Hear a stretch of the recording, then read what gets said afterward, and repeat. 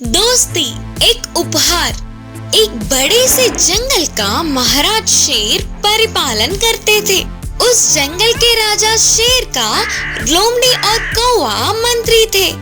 एक दिन कौवा उड़ते हुए आकर बोला, महाराज जी, मैंने जंगल से दूर एक रेगिस्तान में ऊंटों को देखा था। अगर हम उनमें से एक को भी पकड़ लेंगे ना, तो हमें हफ्तों भर में भोजन कम नहीं पड़ेगा, बोला कौवा। ऊंट के नाम को सुनते ही शेर और लोमड़ी के मुंह में पानी आ गए। अरे वाह, ऊंट का मांस! मेरे मुंह में तो अभी से ही पानी आ रहे हैं। फिर चलो ना, देर किस बात की? बोलते हुए शेर जल्दबाजी करने लगा। शेर, लोमड़ी और कौवा जंगल से रेगिस्तान के लिए चल पड़े, पर रेगिस्तान में पैर रखते ही उधर की गर्मी से शेर और लोमड़ी के पैर जलकर चीखने लगे। अरे रे, पैर बहुत जल रहे हैं। ये कौन सा रेगिस्तान है? अपना जंगल ही अच्छा था। हम ऊंट के मांस खाने के बाद फिर से गए तो हमारा मांस पता नहीं कौन सा कौवा खाएगा। कौवे दोस्त, तुम आराम से उड़ते हुए आना ही नहीं, हमें बचाने का रास्ता भी ढूंढो। उससे कौवा ऊंट के पास उड़ते हुए जाकर बोली, दोस्त, तुम हमारे राजा शेर और मंत्री लोमड़ी को जंगल में छोड़ सकते हो क्या? सच्चा होने वाला ऊंट उसके लिए तुरंत मान गया। शेर और लोमड़ी को अपने ऊपर चढ़ाकर जंगल में उनकी जगह पर उन्हें छोड़ दिया। ऊंट की सच्चाई शेर को बहुत पसंद आई। दोस्त, तुम भी हमारे साथ यही रहो, करके महाराज ने कहा। उससे ऊंट भी खुशी खुशी मान गया। शेर के अचानक ऐसे लिए गए निर्णय से लोमड़ी और कौवा खुश नहीं थे और उन्होंने एक चाल सूझी। महाराज, पैर जलने की वजह से आप हमेशा की तरह शिकार नहीं कर सकते और अब भूखा रहेंगे तो हम नहीं देख सकते हैं, इसीलिए आप हमें खाइए। फिर कौवे ने भी कहा, पहले मुझे खाइए महाराज। वह सब सुनने वाला सच्चा ऊंट, उन्हें छोड़ दो महाराज, मुझे मारोगे तो आप तीनों के लिए हफ्ते भर का भोजन मैं बन सकता हूँ, बोलते हुए ऊंट आगे आया। उन बातों को सुनते ही लोमड़ी और कौवा उनकी चाल सफल हुई सोचकर अंदर ही अंदर बहुत खुश हो रहे थे। लोमड़ी और कौवा इसी बात के लिए ऐसे नाटक कर रहे हैं करके शेर भी समझ गया। ठीक है, तुम लोगों के मुताबिक तीनों को खाऊंगा। पहले छोटे जानवरों से शुरू करेंगे। चल कौवे, पहले तू आजा। इस बात से कौवा वहाँ से फुर्र हो गया और लोमड़ी भी वहाँ से भाग गई। ऊंट और शेर तब से अच्छे दोस्त बन गए। मुर्गी और कुत्ते की दोस्ती। एक गांव में मुर्गी और कुत्ता थे। उन दोनों के मालिक एक ही होने पर दोनों के बीच अच्छी दोस्ती हुई। वो दोनों गांव में साथ ही घूमते थे और साथ ही खाना भी खाते थे।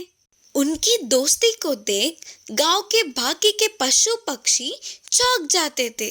एक दिन मुर्गी और कुत्ता पास के जंगल में घूमने गए और जंगल में बहुत देर तक मजे से घूमे। जंगल को पहली बार देखने पर उन दोनों को बहुत खुशी मिली। ऐसे मजे में सब कुछ भूलकर जा रहे थे तो शाम ढल गई। तब मुर्गी ने कहा, अरे रे, रात हो गई, हमने तो ध्यान ही नहीं दिया। अब हम क्या करेंगे?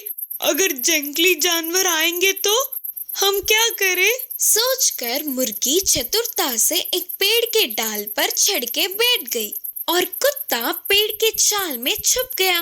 कुछ देर बाद एक लोमड़ी उसी तरफ आई। खाने के लिए कुछ तो मिलेगा ही करके बहुत देर तक वही बैठी रही। अब उधर रुककर कोई फायदा नहीं करके जाने वाले लोमड़ी को पेड़ पे बैठी मुर्गी दिखी। लोमड़ी ने मुर्गी से पूछा, मुर्गी, मेरे लिए एक गाना गाओ ना। तब मुर्गी ने गाना गाया। अपने दोस्त की आवाज सुनते ही कुछ तो खतरा है करके पेड़ के छाल में छुपा कुत्ता सतर्क हुआ। फिर लोमड़ी ने कहा, मुर्गी, अच्छी सी मुर्गी, नीचे आकर गाना गाओ ना, मैं तुम्हें एक अच्छा सा तोहफा दूंगी। लोमड़ी के चाल को मुर्गी समझ गई और बोली, लोमड़ी मामू, मेरे पैरों में दर्द है, मैं अब नहीं उतर सकूंगी।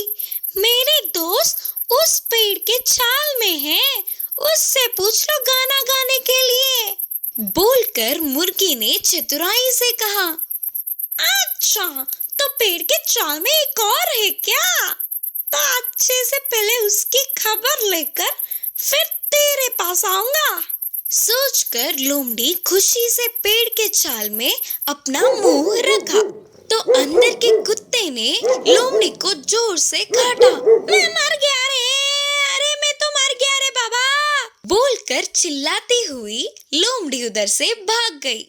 फिर सुबह होते ही रात की बात को याद करके हंसते हुए मुर्गी और कुत्ता खुशी खुशी घर लौट गए। मायावी घोड़ा। एक जंगल था। उस जंगल में कभी कभी एक राक्षस आकर अपने भोजन के लिए हाथ आए हुए जानवर को ले जाता था। उस राक्षस के आने पर अपने प्राणों को हथेली में रखे डर डर के रहते थे सारे बाकी के जानवर। इस बार वह राक्षस आया और सारे जानवरों को डरा के बकरी को उठा ले गया। इसी जंगल में एक घोड़ा था। वह बहुत ही सीधा साधा था, लेकिन उसके मासूम होने के कारण उस जंगल के बाकी के जानवर उसे हमेशा चिढ़ाते थे। हिरन ने कहा, अरे ओ घोड़े, इस पूरे जंगल का चक्कर काटना होगा, मुकाबला हो जाए क्या? फिर लोमड़ी ने कहा, हाँ, वो क्या भागेगा, ऊपर से डरा हुआ। बोलते हुए लोमड़ी चिढ़ाने लगा। उन बातों से सारे जानवर हंसकर चिढ़ाने लगे। मैं सबकी तरह ही हूँ ना, लेकिन फिर भी मुझे ये क्यों रुलाते हैं ये लोग हमेशा? मैं इनके साथ नहीं रहूंगा, कहीं दूर दूसरी जगह चला जाऊंगा। सोचते हुए उदास होकर उधर से चला गया घोड़ा। इससे अकेला जाने वाला घोड़ा डर डर के आगे बढ़ने लगा। इतने में उसके सामने एक अनोखा रूप प्रत्यक्ष हुआ तो घोड़ा और डर गया। उस अनोखा रूप ने कहा, नहीं दोस्त, मैं तुम्हारी मदद करने आया हूँ। लगता है तुम किस परेशानी में हो। तुम्हारी परेशानी बताओ, मैं दूर करूँगा। ऐसे उसके इतने अच्छे से बात करने पर घोड़े को बहुत हिम्मत मिली और उसने अपनी सारी परेशानियों को बताया। फिर उस अनोखे रूप ने कहा, तुम्हें देखकर मुझे बहुत दया आ रही है। ठीक है, कोई बात नहीं, मैं तुम्हें मायावी घोड़ा में बदल दूंगा। उससे तुम तेजी से भाग सकोगे, किसी से भी जीत सकते हो। बोलकर उसे मायावी घोड़े में बदल दिया। वह बहुत शक्तिशाली बनने पर घोड़ा बहुत खुश हुआ और तेजी से भागते हुए अपने लोगों के पास आया। क्यों रे, फिर वापस आ गया? मुकाबले करने के लिए तैयार हो क्या? इसके कारनामों को देख लगता है कि ये किसी ना किसी दिन मरेगा ही। उनके साथ ही बाकी के सारे जानवर भी घोड़े को चिढ़ाते हुए हंसने लगे। फिर भी उन सब के बातों को अनसुना करते हुए घोड़ा बस चुपचाप घास खाने लगा। फिर थोड़ी देर बाद बड़े बड़े आवाजें करते हुए राक्षस वहां आया तो सारे जानवर डर के भागने लगे। राक्षस लोमड़ी को उठाकर ले गया। इस बार राक्षस के पीछे ही घोड़ा तेजी से भागने लगा। फिर राक्षस के साथ युद्ध के मैदान में उतरा। आखिर में मायावी घोड़े के हाथों राक्षस मर गया। लोमड़ी को लेकर घोड़ा अपने लोगों के पास आई। ऐसे उतने बलशाली राक्षस को घोड़े ने किस तरह हराया करके लोमड़ी अपने बाकी के सभी जानवरों से बोली। सारे जानवर चौंक गए। फिर घोड़े ने कहा, हमारे बल जानने के लिए हम आपस में मुकाबला करना नहीं, बल्कि हमारे दुश्मन से जीतना काफी है।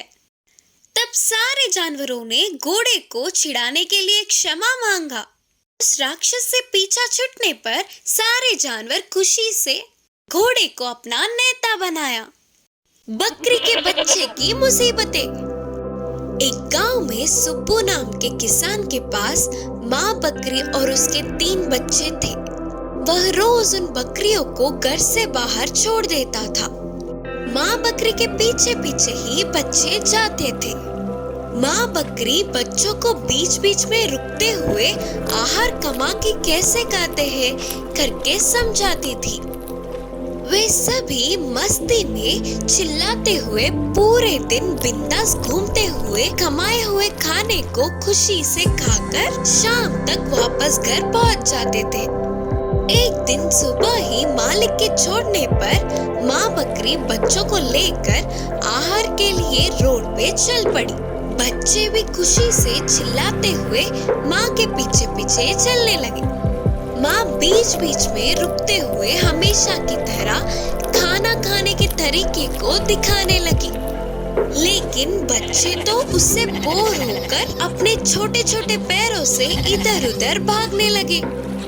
माँ बकरी के कितना सतर्क करने पर भी बच्चों ने नहीं सुना।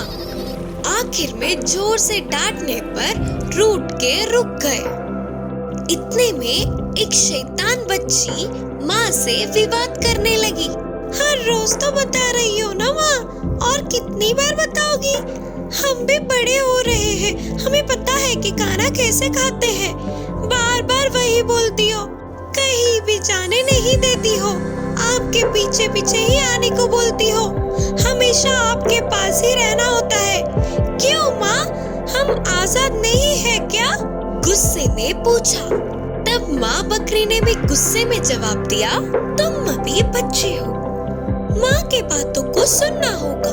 पास ही जंगल है, कहीं कोई जंगली जानवरों ने तुम लोगों पर हमला कर दिया तो? अगर मेरी बातों को अनसुना किया तो मैं तुम्हें घर में ही छोड़ आऊंगी। अब तुम्हारी मर्जी। बोलकर माँ बकरी ने चेतावनी दी। फिर माँ के बातों को भावना देते हुए वह शैतान बकरी अकेले ही रोड पार करके दूसरी गली चली गई। ये सब दूर से एक लोमड़ी ने देखा।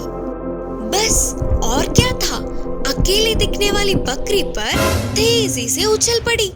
अचानक इस घटने से चौंकने वाली बकरी थोड़ी दूर भागकर आखिर में एक खुली गेट के घर में घुस के छुप गई। तो जब तक घर से बाहर निकलना ही होगा, और मेरा आहार तो बनना ही है तुझे। शायद इसमें थोड़ी देर हो जाए, बस और कुछ नहीं। हंसते हुए बोलकर लोमड़ी गेट के बाहर ही बैठकर उसे खाने का इंतजार करती रही। तब बेचारी बकरी डर के कांपते हुए बोली, मेरे पास मत आओ, मुझे मत मारो। बोलते हुए गेट के उस पार से गिड़गिड़ाने लगी। लेकिन वही लोमड़ी बोली, अरे ऐसे कैसे छोड़ दूं? हर रोज तुम्हें देख रही थी, कभी तो अकेले मिलेगी ना, तब पकड़ के खाऊंगी करके इंतजार करती रही हूँ। हमेशा तेरी माँ के साथ होने पर मेरी इच्छा कभी पूरी ही नहीं हुई। इतने समय के इंतजार के बाद अकेली मिली हो, ऐसे कैसे छोड़ दूं भैया? बकरी की बच्ची ने मन में सोचा कि उसकी माँ की बात ना मानने पर ही इस स्थिति में है करके रोने लगी। फिर कभी माँ से विवाद नहीं करना चाहिए। अगर तभी माँ की बात सुन लेती तो ऐसे लोमड़ी के हाथ नहीं लगती करके सोची।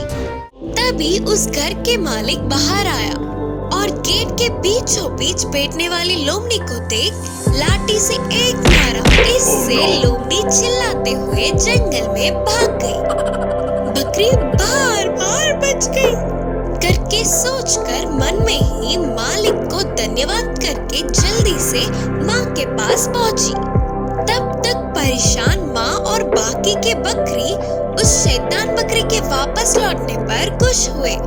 फिर पूरी बात जानने पर सारे बच्चों ने कभी माँ से विवाद नहीं किया